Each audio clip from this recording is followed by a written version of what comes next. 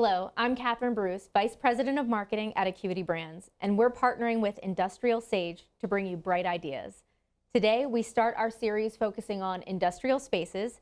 I'm joined by Tony Generis, the Vice President of Industrial Lighting at Acuity Brands, and Jared Kimmel, the Manager of Contractor Select Portfolio for Industrial Lighting. So for those planning a renovation or a new building, what are some unique considerations required for industrial spaces? Well, when we talk about industrial spaces, I think it's important to understand what that is that we're talking about.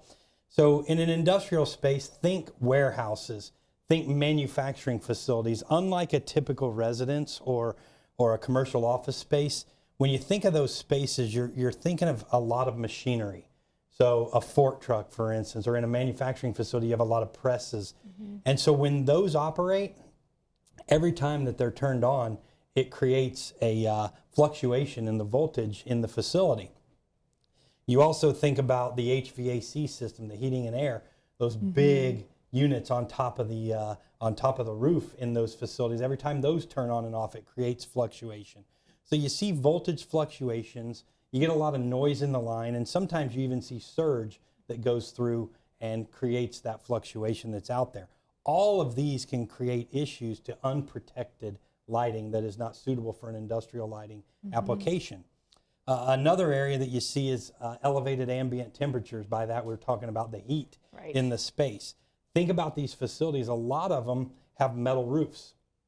Those get hot. Those get hot, and where are your fixtures mounted? They're mounted up near the ceiling. And so that heat can hurt things. A lot of them aren't air conditioned. And so when you don't have that air conditioning, the heat rises in the space. And these have high ceilings because they're warehouses, so they could be 20, 30, sometimes even 40 feet or higher that you have. And so with the heat rising, a lot of that gathers up there, and it's not good for the fixtures to be exposed over a prolonged period of time. Right, right. Why would someone forego these types of considerations? Main reason they do it is just to save cost, take cost out. And the industrial lighting segment is not the place that you should take that chance. There are industry standards that you need to adhere to, and if you don't adhere to those, you have a big increased risk of failure. You mentioned surge, and I hear a lot about ANSI standards for surge protection. Could you explain the standards? Yeah, so for industrial spaces, ANSI requires a 6 kV rating for surge protection for light fixtures. Now, it can be a little confusing because ANSI has 3 separate ratings depending on the application. Your lighter applications with commercial indoor, and then industrial and heavier industrial and so on. But 6 kV is the rating, and there's an extensive test that a manufacturer needs to put their fixture through to pass and to truly have that rating. And what that test requires is hooking that fixture up to a machine that pounds that light fixture over and over again with power surges of 6 kV. Now, it's actually 96 hits over a 2-hour period. Quite so a bit. we're talking extensive. You need a robust light fixture for these spaces. And once you pass that test, then you can truly put that surge protection rating to an ANSI standard on a specification sheet. And so is that where I'm going to look? How do I know my fixture meets the ANSI standard? Well, first, yes, you're going to look at that specification sheet. But unfortunately, there's a lot of misinformation in the market.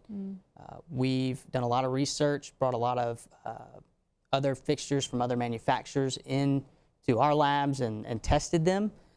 And ultimately, they fail this ANSI standard test. So the surge protection claims they're making aren't to ANSI standards.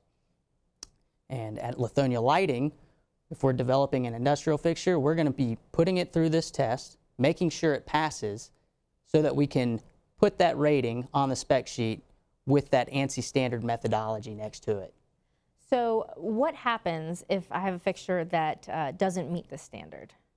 It's most likely going to fail if it's an environment that is going to have some power surges, which, based on how the test is, ANSI's saying it very well could happen multiple times. A lot of those fixtures that I said we brought in, they failed in 1 or 2 hits of that test. So they were nowhere near what ANSI requires. So you could lose light output pretty rapidly because the drivers and the LEDs are failing, or you're going to be shut off immediately, maybe some flickering, but certainly not good. Not good at all. And you also mentioned higher temperatures. So why is temperature rating, again, so important for those industrial fixtures? Yeah, so we talked about the heat rising and so forth and getting that prolonged exposure, but when I explained, I like to think of, all of us have these iPhones, and how many times have you been sitting out near your deck or out at the pool or you just outside in general, and you pick up your phone and all of a sudden it says, way too overheated, hot. way too hot. You got to wait on it to cool down.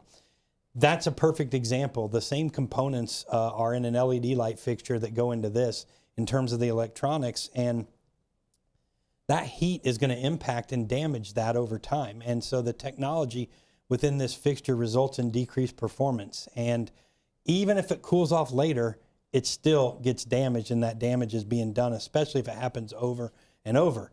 And I talked about the heat rising. And so if it's continuously exposed on a regular basis, you're going to run the risk of seeing that failure. And 80 degrees on a floor is not 80 degrees at the ceiling. It could be 10 to 30 degrees higher in that space. So the bottom line is that over time, if it's continuously exposed to these kind of conditions, the fixture will fail. And it's not a matter of if, but when. So how do I figure out what my actual temperature rating of my fixture is?